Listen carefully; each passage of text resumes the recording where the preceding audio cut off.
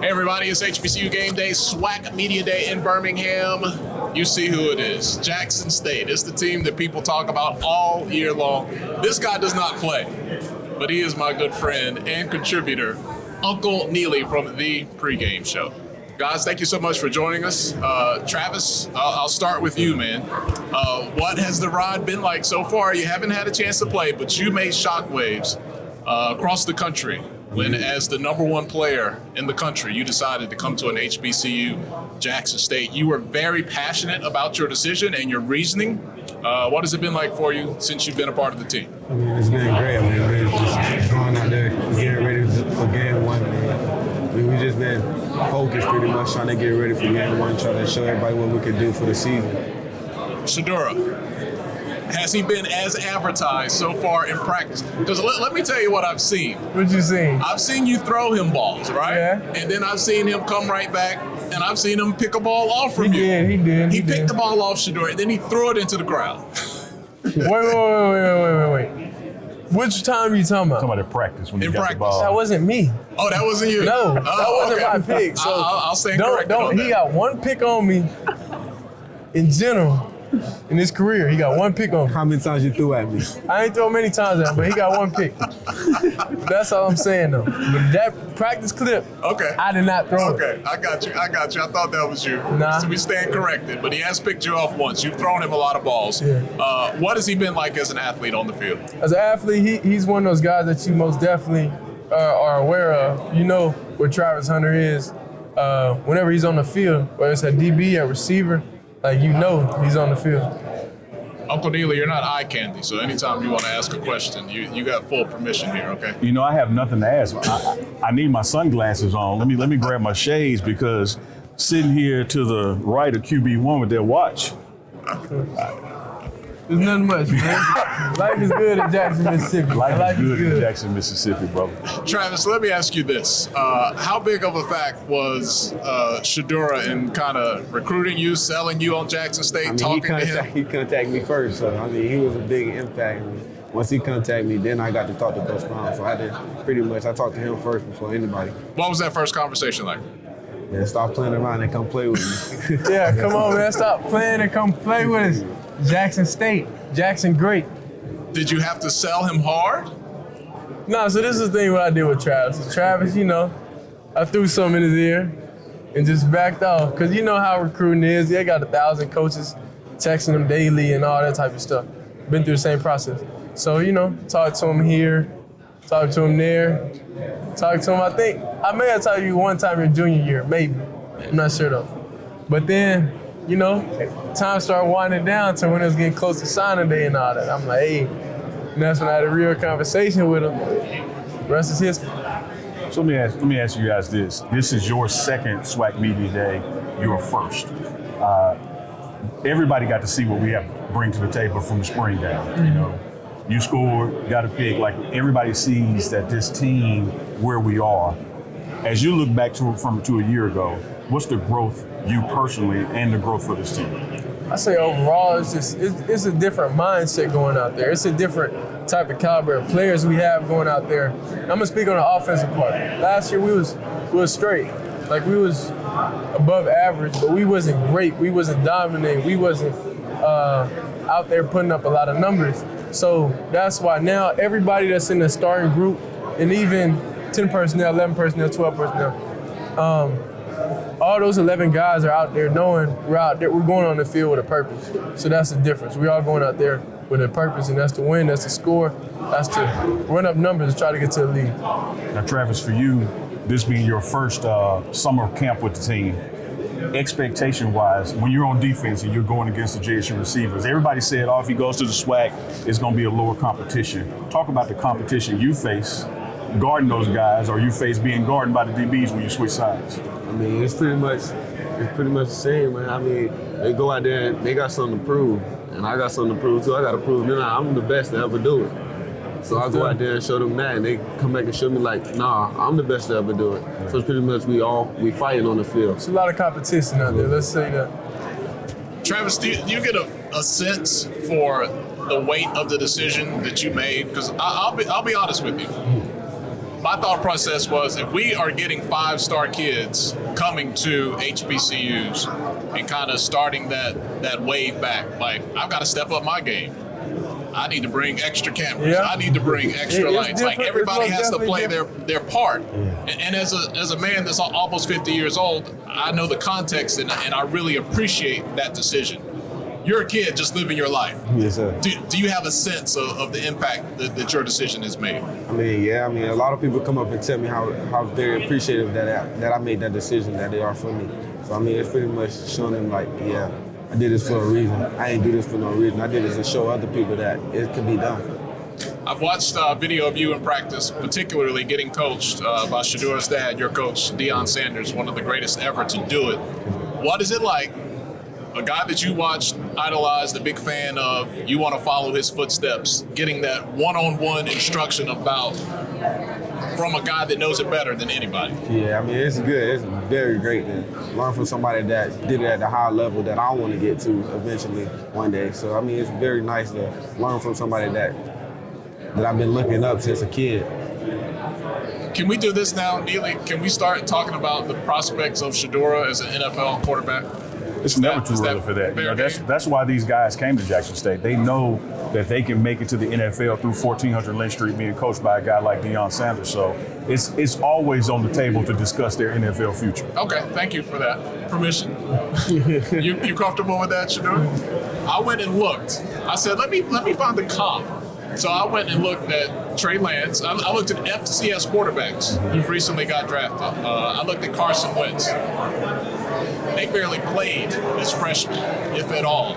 Your numbers are comparable to what they were doing as sophomore and juniors.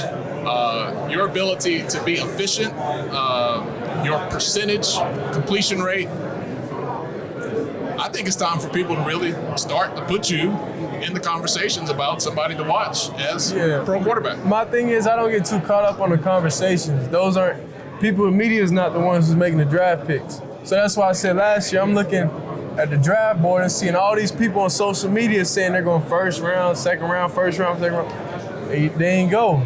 So obviously all that media and all that, it doesn't really faze me in a way because I know those aren't the people making the decisions. So coming to Jackson State, I had questions about that. And that was a real question I had, with my dad, and like, you think it's possible from this league or anything to go first round, second round, first round, through second round, but first round.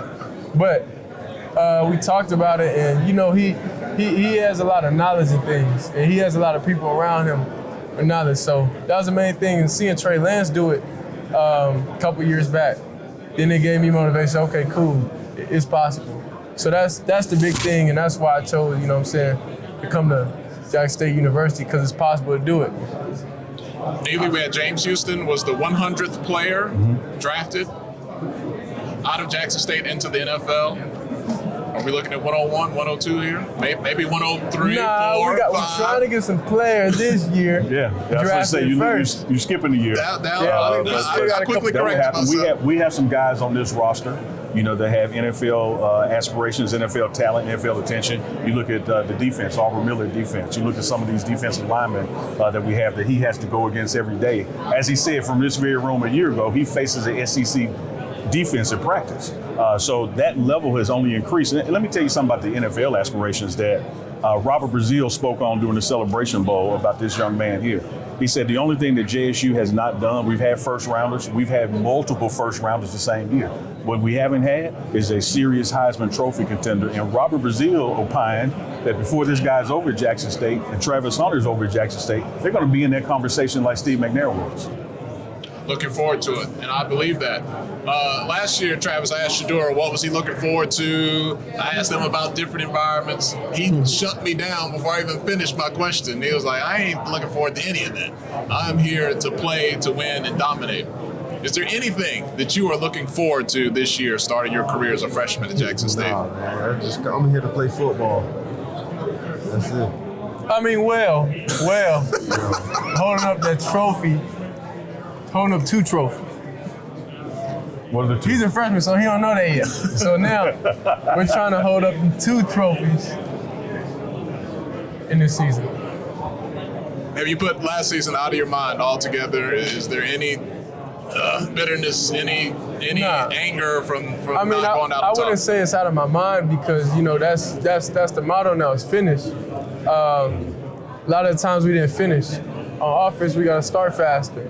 So the motto: weight room, conditioning, meeting room, everything we do is finish. When we eat, finish. That's what we just hang our hat on. Shedeur, while he does that, help your rookie out here. I think he lost his microphone. It looked like it disappeared. Help him out, Shedeur.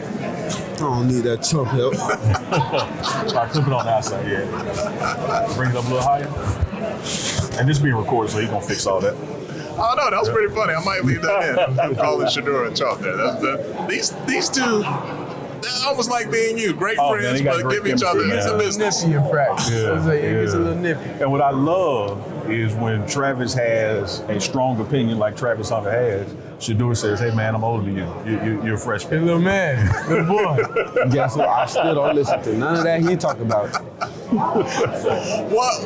How cool was it for you guys to be on the cover of Sports Illustrated together?